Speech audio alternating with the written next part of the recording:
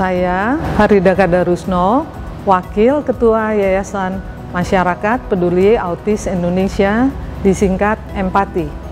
Kami memproduksi video keempat mengenai isu pubertas dan permasalahannya pada anak-anak dengan autisme. Semoga bermanfaat, selamat menikmati.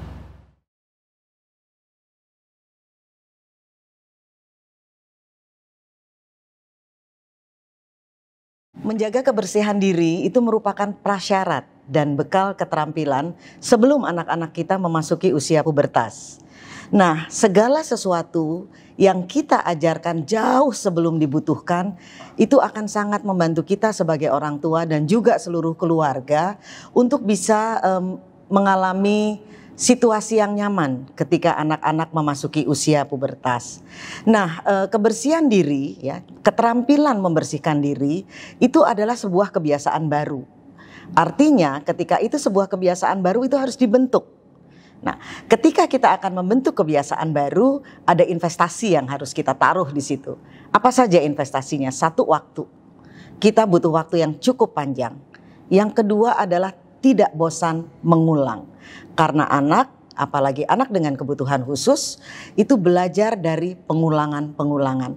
Terus sampai kita yakin bahwa perilaku yang dikehendaki sudah terbentuk dengan baik. Nah, bagian dari seluruh rangkaian persiapan keterampilan membersihkan diri itu akan digunakan nanti pada saat anak menghadapi pubertas. Yang perempuan misalnya, ketika dia mengalami menstruasi, itu sudah sama dengan artinya dia harus bisa melakukan upaya membersihkan diri sendiri tanpa bantuan orang tua. Begitu juga dengan individu laki-laki yang misalnya ketika mimpi basah pun dia harus bisa melakukan membersihkan diri setelah dia mengalaminya. Jadi yang akan saya ambil contoh di sini adalah keterampilan untuk mandi. Kalau kita bilang keterampilan untuk mandi, itu tidak sederhana. Karena mandi sebetulnya terdiri dari serangkaian perilaku-perilaku yang kecil-kecil. Nah, ketika kita akan mengajarkan anak untuk terampil mandi, berarti kita sebagai orang tua juga harus siap untuk memotong kegiatan mandi itu menjadi perilaku-perilaku yang lebih kecil. Yang harus kita ingat pertama adalah kita bekerja dengan individu berkebutuhan khusus. Jadi, Bapak, Ibu, nomor satu yang harus kita lakukan adalah kita menurunkan standar dulu. Jangan pakai standar orang normal tentang kebersihan. Kita sesuaikan standar kebersihannya dengan kemampuan anak kita.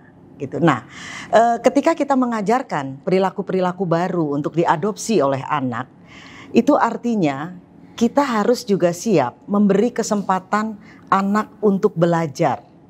Dan ketika belajar, kita juga memberikan ruang yang cukup buat anak untuk berbuat salah. Dan salahnya berkali-kali pasti, ya. Sehingga kalau kita ingin mengajarkan, misalnya tadi saya bilang keterampilan untuk mandi, kita harus bikin target yang bertahap, butuh waktu, ya.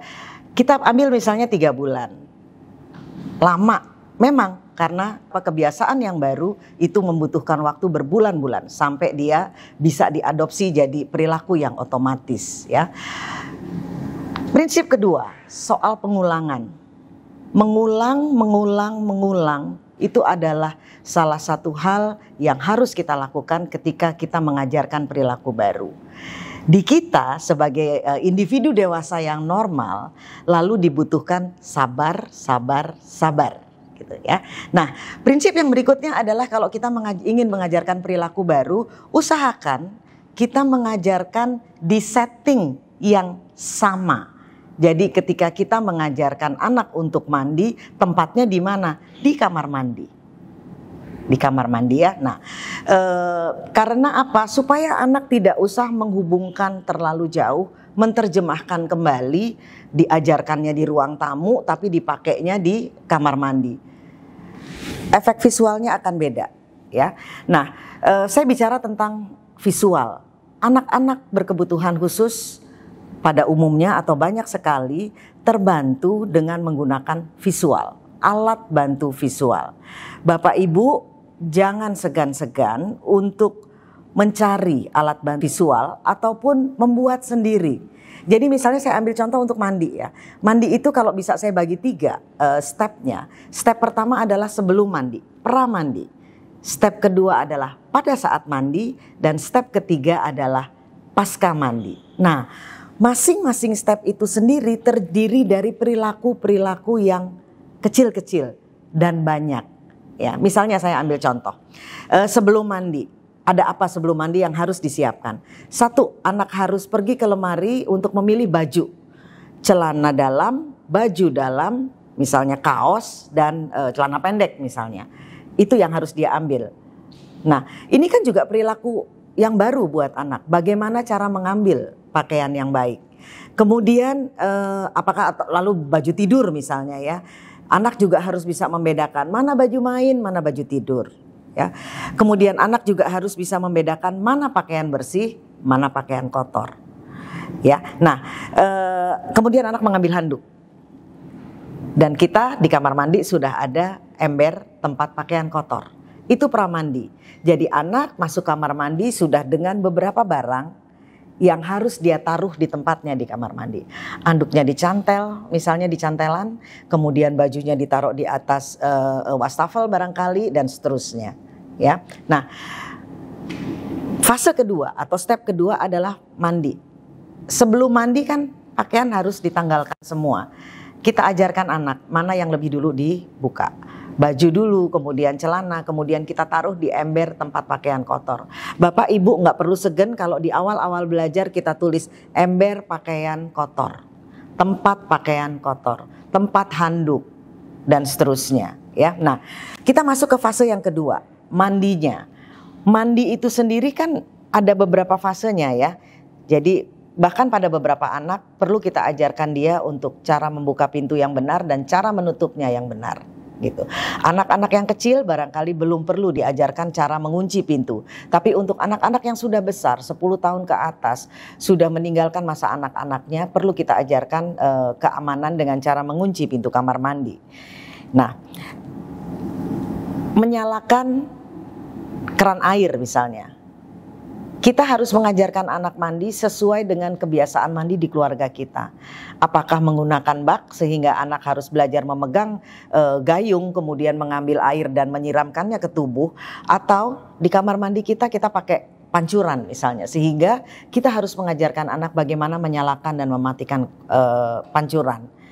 Satu hal lagi, belum lagi kalau kamar mandi kita dilengkapi dengan air panas dan air dingin. Itu ada satu step lagi yang perlu kita ajarkan agar anak terhindar dari bahaya misalnya tersiram air panas gitu ya.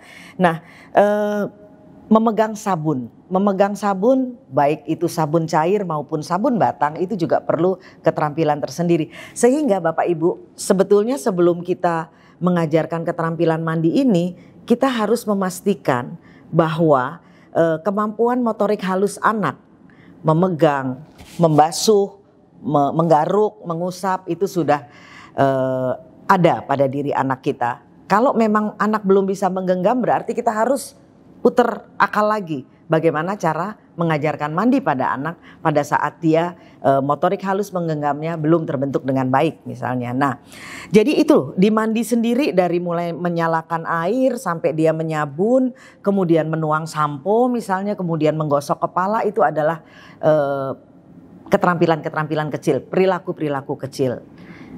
Dan kita harus mengatakan pada anak targetnya apa. Ayo dibilas pakai air sampai busanya hilang. Misalnya. Ayo cuci tangan sampai tidak licin kembali. Jadi betul-betul antara apa yang kita katakan dengan apa yang terjadi di permukaan kulit dia bisa dia rasakan. Karena belajar mandi itu melibatkan seluruh panca indera. Dengar, lihat, sentuh, raba, rasa. Gitu ya. Oke, jadi setting yang sesuai, cek kemampuan, kemudian juga Bapak Ibu kita harus melibatkan anggota keluarga lain yang juga aman dalam mengajarkan keterampilan mandi. Sehingga ketika Bapak Ibu tidak ada anggota keluarga lain yang bisa menggantikan Bapak Ibu. Ada 2 pihak yang merupakan pihak penting dalam hidup anak kita harus bekerja sama dalam mengajarkan perilaku-perilaku baru. Satu orang tua di satu sisi dan yang di sisi lain adalah guru. Gitu. Nah, kuncinya adalah konsistensi untuk menghilangkan rasa bingung pada anak ketika dua pihak yang dia sangat percaya mengajarkan satu hal dengan cara yang berbeda-beda. Jadi artinya penting banget komunikasi antara guru terapis ya dan orang tua. Bapak dan ibu harus mau dan harus berusaha untuk mengembangkan komunikasi yang baik dengan guru dan terapis. Jadi satu, konsisten. Anak belajar dari konsistensi cara mengajarkan. Ketika memegang sabun atau menaruh handuk itu dilakukan dengan satu cara, mohon guru juga diberitahu. Ketika ada aturan-aturan tertentu pada proses misalnya anak buang air besar atau anak buang air kecil, beritahu guru. Jadi ketika di rumah kita punya program untuk menanamkan perilaku-perilaku baru dengan cara-cara tertentu, ada baiknya Bapak dan Ibu pergi ke sekolah, kemudian menyampaikan kepada guru dan terapis untuk cara-cara yang dipakai. Nah, konsistensi ini akan sangat membantu anak untuk dapat lebih cepat mengadopsi perilaku-perilaku baru. Satu hal lagi yang juga harus kita pikirkan adalah kesamaan istilah. Ya, misalnya ketika kita menyebut bagian-bagian tertentu dari anggota tubuh, seringkali kita menggunakan kata-kata lain, ya, yang sebetulnya artinya bukan itu. Gitu. Nah, Bapak Ibu, saya menyarankan gunakan kata-kata yang sebenarnya, tapi kita mengatakannya dengan wajah yang datar tanpa harus menunjukkan bahwa itu tabu atau itu malu gitu ya. Dan katakan kepada guru bahwa misalnya untuk menyebutkan bagian vital dari perempuan menggunakan kata payudara, maka di sekolah juga harus payudara. Kalau kita menggunakan kata-katanya misalnya tetek, maka di sekolah juga harus tetek. Dengan ketegasan kata-kata bahwa kata-kata itu netral. Itu ya. Jadi tadi ya, konsistensi dan kesamaan istilah. Dua hal itu hanya bisa dibangun kalau komunikasi antara rumah dan sekolah itu terjadi dengan baik.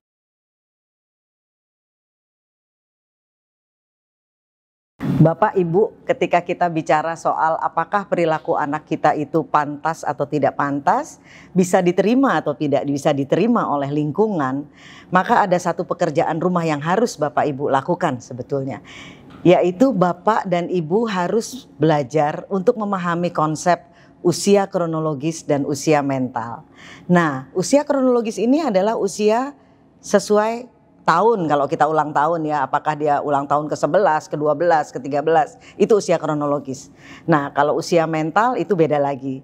Sampai seberapa jauh kematangan mental anak itu sesuai dengan kronologisnya. Pada individu berkebutuhan khusus seringkali kita temui bahwa usia mentalnya tidak sama dengan usia kronologisnya.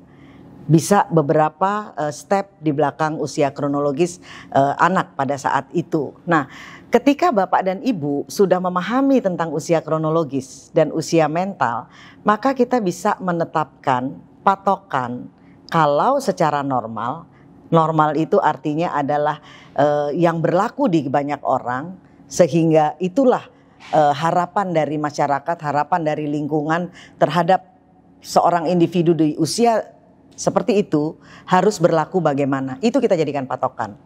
Nah, pentingnya kita pergi ke profesional kesehatan atau profesional kesehatan jiwa adalah Bapak dan Ibu bisa memastikan ketika anak memasuki usia kronologis tertentu, usia mentalnya berada di mana.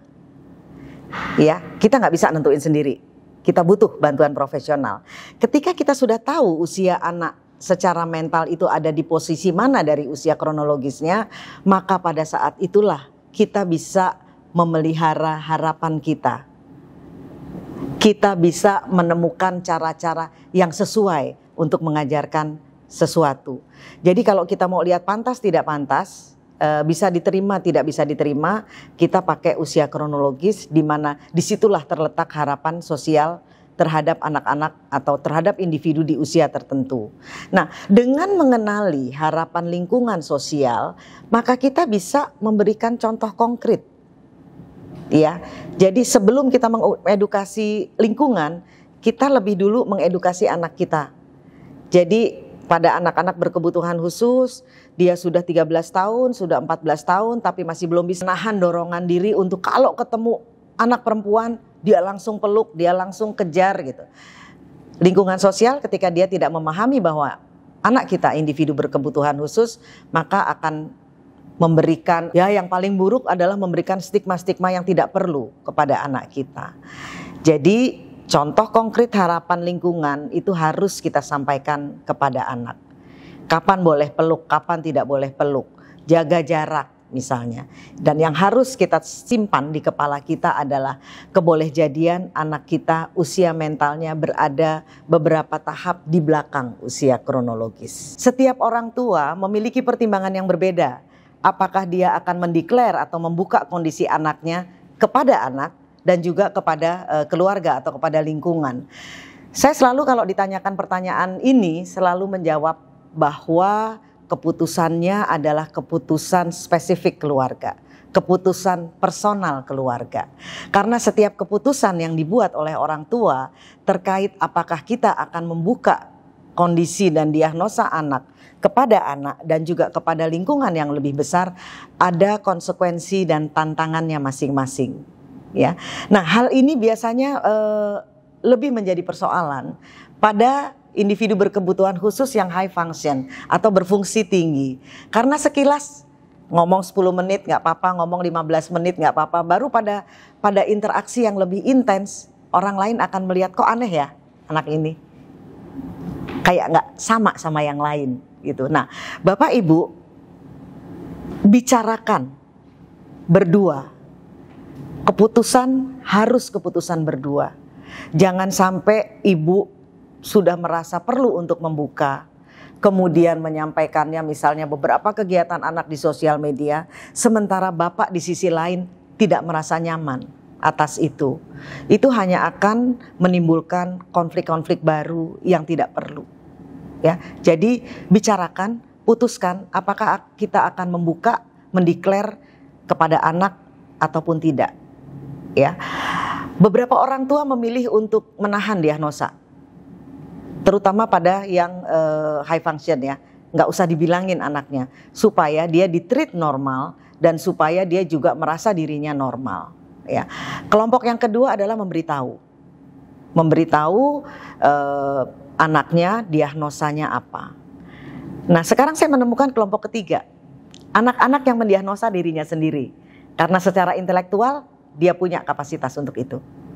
Ya, kemudian dia membaca, kemudian dia bicara dengan psikolognya, kemudian dia bicara dengan psikiaternya atau dengan dokter syarafnya, dan dia tahu apakah misalnya autism kah, ADHD kah, dan seterusnya gitu. Nah, Bapak Ibu, apapun keputusan Bapak Ibu di rumah, yang utama adalah satu, tidak denial. Kalau denial, selesaikan secepat yang Bapak Ibu bisa lakukan. Karena denial pada orang tua akan memotong waktu banyak sekali, memotong kesempatan banyak sekali buat anak-anak untuk belajar sesuai dengan kapasitas dia. Nah, yang kedua, tolong perhatikan hak anak. Ini kewajiban kita. Jangan sampai karena kita memilih untuk menahan tidak memberitahukan diagnosa kepada anak ataupun keluarga besar, anak menjadi tercerabut haknya. Hak apa? Salah satunya adalah hak untuk belajar sesuai dengan kondisi dia.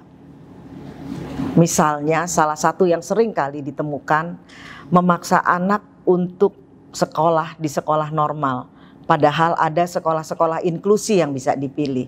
Hanya karena orang tua menginginkan anaknya di-treat normal dan dilihat normal oleh orang lain. Ya, jadi hak anak penting. Itu kewajiban kita yang utama. Dia memiliki kesempatan untuk belajar sesuai dengan kondisi dia, dan dia memiliki hak untuk difahami dan dimengerti oleh orang-orang di sekitar dia sebagai individu berkebutuhan khusus. Nah, kalau hal ini sudah dilakukan, sudah seluruh keluarga sudah nyaman dengan keputusan itu, maka sebetulnya secara tidak langsung kita sedang menanamkan fondasi rasa aman pada anak dan juga pada keluarga. Bagaimana sih cara memberikan penjelasan kepada anak saat dia punya ketertarikan sama lawan jenis? Susah ya? Susah sekali. Susah banget memang. Karena begitu ibu tadi bilang lawan jenis, berarti harus dia tahu dulu jenisnya dia. Betul. Kemudian dia memahami lawan jenisnya dia, ya. Betul. Nah, di satu hal sebetulnya ya, yang mau saya sampaikan ke ibu, ketika kita mengajarkan hal-hal yang begini, saya sarankan ibu untuk memiliki alat bantu. Ya kan, alat bantu visual, karena anak-anak ini atau individu dengan kebutuhan khusus akan sangat terbantu kalau dia melihat, kalau dia mendengar hal-hal yang konkret.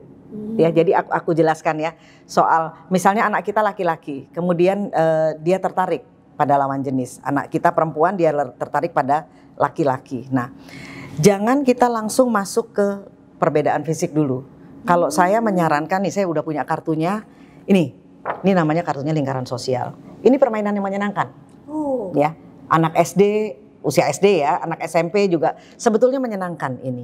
Ya, jadi kita bikin lingkaran-lingkaran dari dirinya sendiri, kemudian ini keluarga kecil. Kalau kita bilang keluarga inti dia juga belum tentu paham. Ini kamu gitu ya, ini ada ayah, ibu, kakak, adik. Lalu ada lingkaran yang lebih besar lagi. Om, tante, eyang, mbah gitu ya, opung gitu misalnya ya, ada sepupu tuh ada di sini.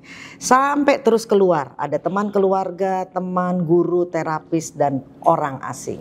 Jadi sebetulnya yang mau kita ajarkan pada anak bahwa setiap orang itu punya hubungan khusus dengan dia. Nah, itu yang pertama. Kalau dia sudah kenal dulu, lalu baru kita bisa membuat regulasi-regulasi. Apa yang boleh dilakukan dengan ayah, berbeda apa yang boleh dilakukan dengan om. Berbeda dengan yang boleh dilakukan pada om terapis, gitu ya. Nah, bermainnya gimana? Kita kumpulin foto-foto orang-orang yang ada di lingkar kehidupan dia, di semua lingkarnya. Kemudian minta dia, selalu meminta dia duluan. Nah, coba ayah, ibu, mas sama mbak atau mas sama adik gitu ya, dia diminta nempel. Kalau dia salah kita bantu. Terus sampai ini terisi. Nah, untuk yang orang asing, cari foto yang dia nggak kenal, entah dari mana-mana, random lah. Ya, orang-orang yang random yang dia tidak tahu akan kita taruh di sini. Nah, ketika anak sudah memahami ini, bahwa keterhubungan dia dengan kelompok-kelompok ini ya, tentu nggak usah lingkaran, bisa juga rumah, pakai rumah Tono misalnya. Oke, Tono siapa aja yang ada di rumah, ditempel di situ. Kemudian ada rumah-rumah lain lagi, rumah eyang, rumah om, rumah apa, diisi lagi orangnya siapa. Termasuk di rumah om ini ada tante, ada sepupu-sepupunya.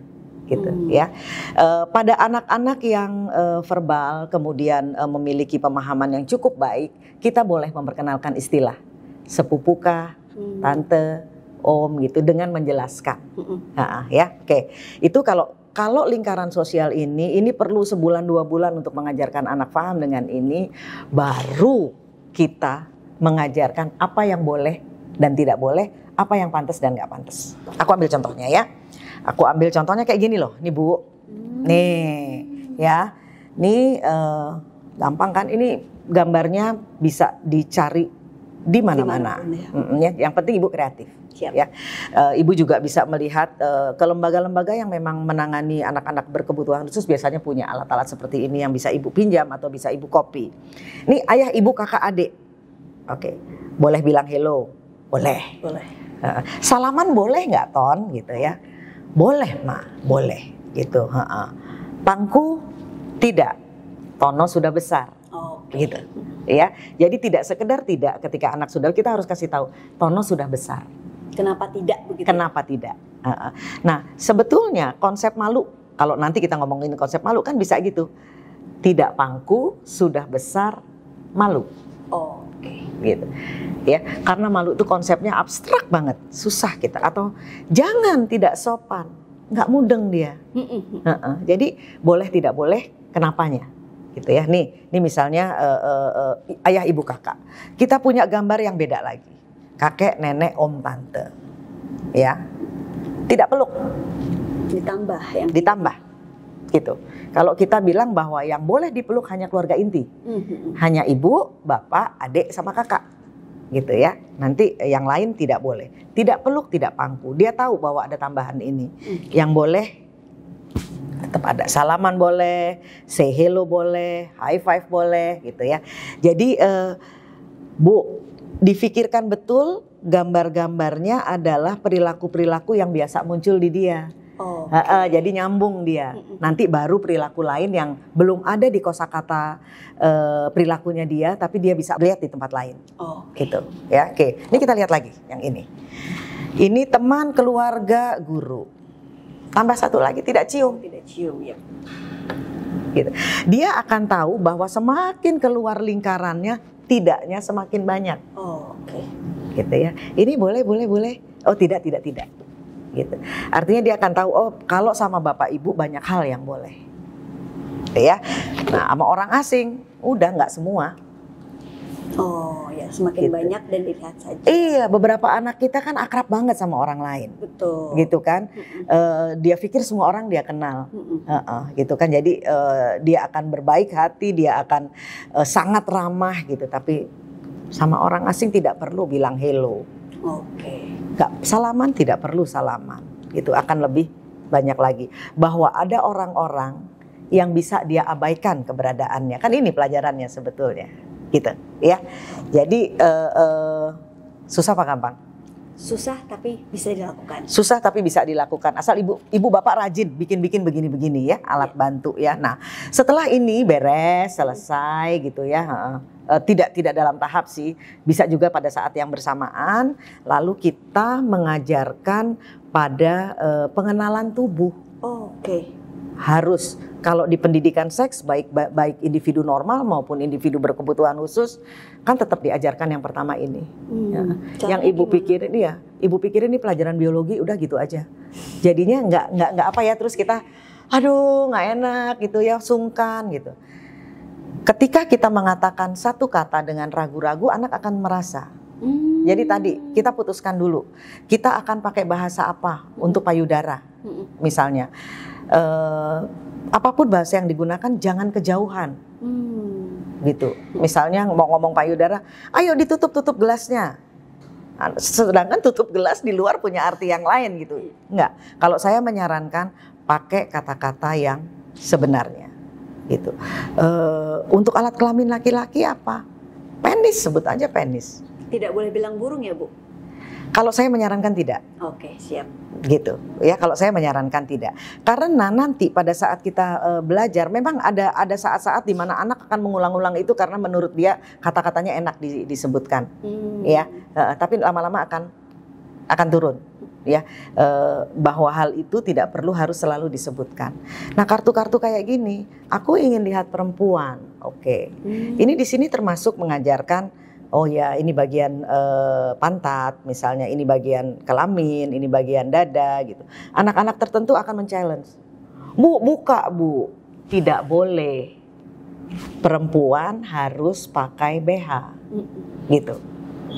Ya, jadi jangan panik kalau dia menantang kita untuk buka Bu, aku mau lihat ini, buka, aku mau lihat Ibu. Tidak boleh. Jangan dituruti ya Bu ya? Tidak dituruti, ya. Jadi lebih baik tidak, gitu ya. Jadi kalau kita ingin memandang lawan jenis, kamu nggak boleh gitu ngelihatnya, kan suka intens banget kan ngeliatinnya gitu. Sudah cukup Tono, gitu. Udah cukup gitu ya. Kita lihat kali yang lain lagi. Jadi distraksi, kita pindahkan pusat perhatiannya, ketimbang kita ngomel sama dia, gitu kan. Kalau ngomel dia justru kenapa ya nggak boleh ya, dia ulang lagi. Ini soal perempuan. Kemudian sambil ya kayak ini kan tadi saya bilang, yang dilihat mesti bagian mananya. Ya kalau dia melihat ke payudara terus kita akan bilang tidak boleh, malu, gitu ya. Atau pakai satu kata yang memang lagi mau kita ajarkan. Misalnya kita mau mengajarkan konsep malu, tidak boleh, tidak sopan misalnya. Yang perempuan juga gitu sama, ya. Nah, lalu setelah dia mengenal, lalu yang berikutnya adalah boleh dipegang atau tidak? Tidak. Siapa yang boleh memegang? Oh, oke. Gitu. Ketika kita bilang nggak boleh ya megang titik, itu misalnya, itu kita tidak sepenuhnya benar. Karena ketika kita mengajarkan buang air kecil, Harus dipegang. dia harus dipegang, dia harus dibersihkan. Jadi hati-hati ya. Kalau saya menyarankan tidak boleh dipegang-pegang di tempat umum. Oh, oke. Orang lain tidak boleh memegang, gitu ya. Jadi hal-hal kayak gitu tolong disesuaikan dengan kondisi anak. Kalau anaknya kelihatannya belum nyaman menerima itu, ya ibu jangan terus semangat 45, Maksa. jelasin terus gitu. Entar, tunggu waktu. Ingat kan, usia mental dia bisa jadi beberapa step di belakang usia kronologisnya, gitu. Jadi mesti gitu deh, kerja keras, ya. Betul. Iya, itu soal pertanyaan kalau dia sudah pengen kenal lawan jenis. Terus Gitu. kalau mengenai rasa malu sendiri gimana sih Bu untuk mengenalkan privacy dan rasa malu seperti itu? Iya, tadi aku udah bilang rasa malu itu kan abstrak ya. Coba tolong ditunjuk gimana caranya ngejelasin rasa malu. Apa? Bingung ya? Bingung, karena abstrak. Sedangkan kita juga harus mengecek sampai seberapa jauh anak kita bisa memahami kata-kata abstrak. Nah, kalau kita udah mau bicarain soal etika, sopan santun, cara berperilaku di lingkungan sosial, nah itu bagian paling sulit memang. Karena anak kita defisiensinya di situ. Jadi gitu ya. Jadi malu itu adalah gitu, enggak gitu caranya. Tapi harus langsung disambungkan dengan perilaku yang konkret yang mewakili malu atau enggak malu. Caranya Gitu. gimana? Caranya gimana? Misalnya aku ambil contoh apa ya? Pergi bertamu deh. Oke. Aku pakai gambar lagi nih ya. Pergi bertamu. Ya, sebetulnya sebelum pergi bertamu misalnya soal ketok pintu, itu kan bisa dilakukan di rumah. Kalau mau masuk kamar, ketuk pintu. Nah, jadi beberapa anak mengalami begitu buka pintu, adiknya yang perempuan lagi ganti baju, tidak boleh lihat, malu. Gitu ya, tidak boleh lihat, malu. Jadi mengetuk pintu, kemudian mengatakan hello, menyapa, halo atau assalamualaikum gitu ya. Ketika udah itu ya dia akan ngomong dengan nada begitu dan dengan cara begitu, nggak apa-apa, orang lain akan paham gitu kan. Cara duduk di kursi mana, kakinya nggak boleh naik. Anak-anak ini seneng banget kakinya naik. Betul. Iya kan. Kaki tidak naik, turun. Kalau dia masih ini aja, pegang aja, turunin kakinya, gitu ya.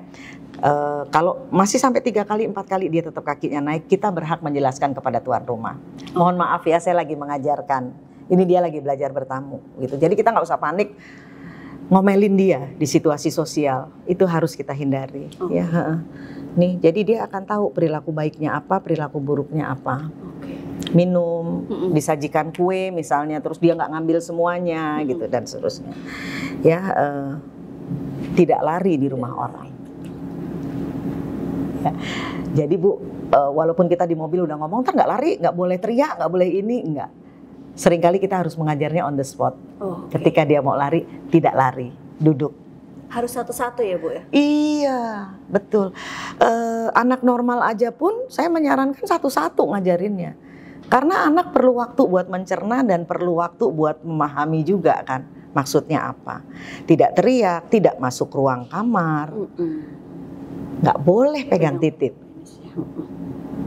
Anak-anak kan seneng tangannya masuk ke celana gitu, tidak boleh, keluarkan gitu ya. Nah, sebetulnya kalau yang ini tidak memegang alat kelamin ini kan harus diajarkan dari rumah. Karena sebetulnya di semua setting dia nggak boleh. Mau bertamu, mau ke mall, mau di rumah. Atau di sekolah, atau ketika ada orang lain, gitu ya. Jadi ini kalau ke mall juga tidak berlari. Ini akan aku tambahin lagi gambar lift. Prevalensi anak-anak masuk lift orang tuanya belum masuk, kemudian dia nggak tahu di mana kan juga cukup tinggi. Iya betul. Atau dia lari ke lantai lain gitu. Jadi perlu ditambahkan lagi gambar-gambar yang sesuai dengan kondisi misalnya tempat umum yang kita akan datangi. Nah Bu, harus rajin ngajak anak ke tempat umum. Oh gitu. Harus rajin. Biar apa tuh Bu? Supaya ya, satu, dia terbiasa bahwa setiap tempat membutuhkan satu set perilaku yang berbeda. Itu satu. Kedua, kesempatan dia berpapasan dengan orang asing banyak, itu kan di tempat-tempat umum. Betul. Jadi kita harus melawan rasa malu untuk ngajak anak kita yang berkebutuhan khusus keluar. Karena kita nggak nyaman diliatin orang gitu. Bu, anggap itu investasi. Kalau kita diem nggak ngapa-ngapain ya kita akan sampai tua diliatin orang. Berarti kita harus ngapa-ngapain gitu kan, harus melakukan sesuatu. Ajak ke tempat-tempat yang misalnya beberapa anak takut dengan situasi ramai kan, bertahap. Cariin taman yang kosong dulu, abis itu naik lagi yang ada orangnya terus gitu. Seperti itu. Jadi itu rasa malu konsepnya adalah dipasangkan, pairing dengan perilaku yang bisa kita bilang ini membuat malu, ini tidak membuat malu. Tanpa harus kita bolak-balik bilang malu adalah, nggak ngerti dia. Jadi harus langsung praktek ya Bu ya? Iya. Supaya jelas ya Bu. Supaya jelas. Dan seringkali ketika praktek kita melibatkan orang lain. Nah itu. Jadi kalau aku sih senengannya ya jadi bikin kayak setting yang memang di set khusus gitu. Misalnya aku akan telepon ke rumah kakakku, aku akan ajak ya Tono gitu misalnya ke rumahmu ya Mbak ya. Nanti tolong disediain makanan di meja makan karena aku lagi ngajarin dia makan di tempat orang lain. Kan gitu. Jadi pakai sumber atau sources yang ada, resources yang ada di sekitar kita. Gitu. Harus baik-baik latihan ya Bu ya? Iya, latihan kuncinya. Nah, tadi Ibu mengatakan tentang kita bertamu. Nah, gimana cara mengajarkan ke anak mengenai konsep privacy, Bu? Jadi maksudnya itu bukan barangnya dia. Kadang-kadang kan dia merasa itu semua miliknya dia. Iya. Begitu, Bu. Iya, privacy selalu saya gabungkan dengan personal space. Jadi anak-anak ini biasanya personal space-nya sempit. Jadi kalau sama orang maunya deket, maunya nubruk, maunya peluk gitu kan ya. Kita sebetulnya diuntungkan oleh pandemik loh ini. Iya betul. Ya, soal jaga jarak, mengerti kok mereka bahwa harus berjarak, bahwa harus jaga jarak. Jadi Bu ditulis dulu perilaku-perilaku kecil yang mau kita tanamkan, ya. Baru itu kita perkenalkan satu-satu. Jadi misalnya jaga jarak. Sebetulnya bukan dia tidak boleh main-mainannya adik, tapi dia harus minta izin. Nah, jadi ownership itu penting ya. Pada beberapa keadaan misalnya usianya tidak terlalu jauh gitu, kita membelikan buku misalnya ya, judulnya berbeda atau warnanya berbeda, buku adik, buku kamu, buku kakak, gitu. Ketika dia mau baca buku adik jangan dilarang, bilang dulu sama adik, gitu. Itu untuk mengajarkan tadi ya Bu ya. Ownership. Ownership kan juga privacy kan. Betul. Tadi ketok pintu gitu, kemudian jaga jarak, kemudian termasuk juga sebetulnya masuk ke kamar bapak ibu itu sudah harus diajarkan berjarak. Betul. Baik, kaitannya tadi dengan sibling Bu, saya juga mau nanya nih kalau misalkan punya saudara Bu, sibling, kadang-kadang kan bingung gitu, gimana sih Bu cara menjelaskan yang baik kepada sibling bahwa saudara mereka yang autis ini sedang memasuki masa pubertas loh ya. Itu tips dari Bu Neno gimana Bu? Iya, ini tantangannya adalah kalau siblingnya lebih muda ya. Iya. Karena dia belum sampai ke situ gitu kan ya. Iya. Baik pada sibling yang lebih muda ataupun pada sibling yang lebih tua, sebetulnya kita juga bisa. Kalau yang lebih muda kita bisa pakai kartu seperti ini. Lagi ya, tanda-tanda pubertas banyak, silahkan googling, banyak tanda-tanda pubertas pada laki-laki dan pada perempuan. Jadi ini kakak Tono sekarang sedang memasuki masa remaja, itu paling enak bilangnya remaja. Nanti Dek dadanya akan berbulu, lihat itu kakak kumisnya udah mulai tumbuh dan seterusnya. Nah kalau pada adik-adiknya lebih kecil, kita barangkali menjelaskannya tidak perlu terlalu detail. Tapi kita bilang kalau nanti kakak malam-malam bangun di kamar mandi terus, kamu bangunkan ibu. Gitu kira-kira ya. Tapi kalau yang gede kita bisa minta partisipasinya dia. Bang, bilang sama Tono kalau dia malam-malam mau ke kamar mandi bangunin abang. Atau abang kalau dia lihat itu bantu gitu. Oke. Terus Bu, ini terakhir nih, kalau mengenai pandangan negatif keluarga besar terhadap ABK itu bagaimana Bu cara mensiasatinya? Edukasi sama advokasi itu Ya, artinya gimana, Bu, caranya? itu susah ya bahasanya ya. Tapi gini, tidak semua orang tua punya kenyamanan dan keterampilan mengkomunikasikan kondisi anak. Betul. Bahkan kepada keluarga dekatnya. Benar banget, Bu. Gitu ya.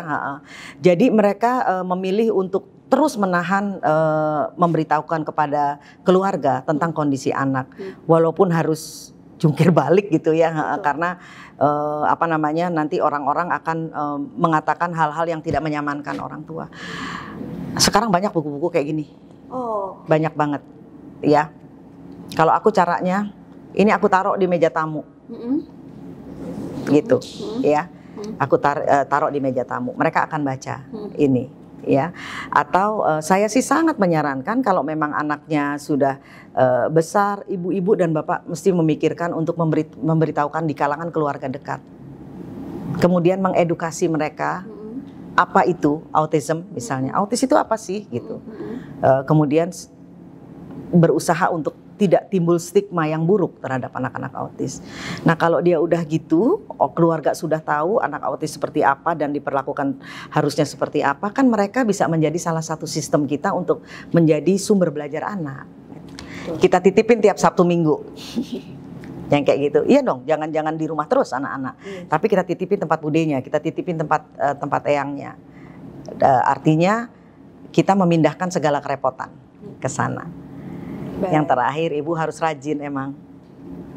Rajin dan gak boleh putus asa. Betul itu, rajin dan gak boleh putus asa. Baik. Terima kasih banyak Bu Neno atas waktunya. Sama-sama Bu Dian. Semangat terus ya. Ya, terima kasih Bu.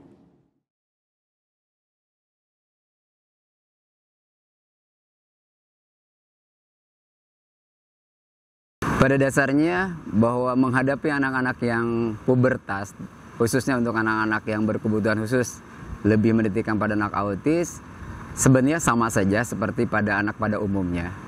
Kita berhadapan dengan emosi yang paling tidak stabil pada setiap anak. Lalu kecemasan yang sangat tinggi menghadapi perubahan-perubahan yang memungkinkan menurut dia sesuatu yang aneh.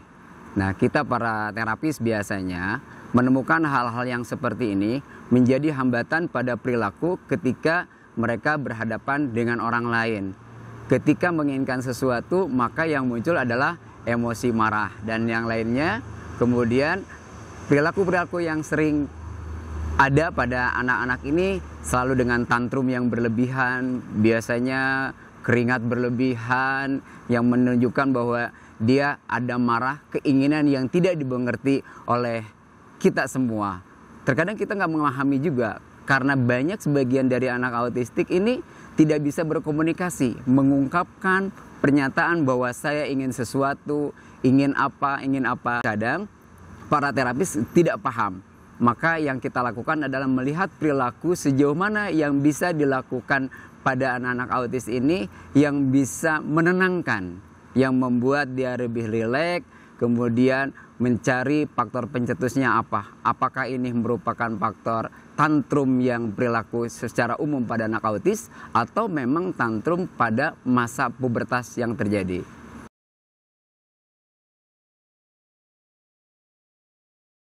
Saat ini sudah melewati pada pubertas, tugas yang harus kami lakukan adalah mencari faktor pencetus ketika keinginannya itu ingin disalurkan, yaitu dengan cara memberikan aktivitas-aktivitas yang berarti.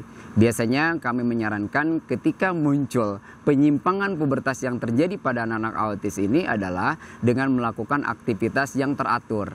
Memberikan olahraga, kegiatan aktivitas yang berarti, misalkan membuat aturan-aturan yang dibuat bersama antara orang tua dengan anak, diberikan pengertian bahwa apa yang terjadi pada hari ini yang dirasakan oleh dia juga dirasakan oleh kita pada umumnya.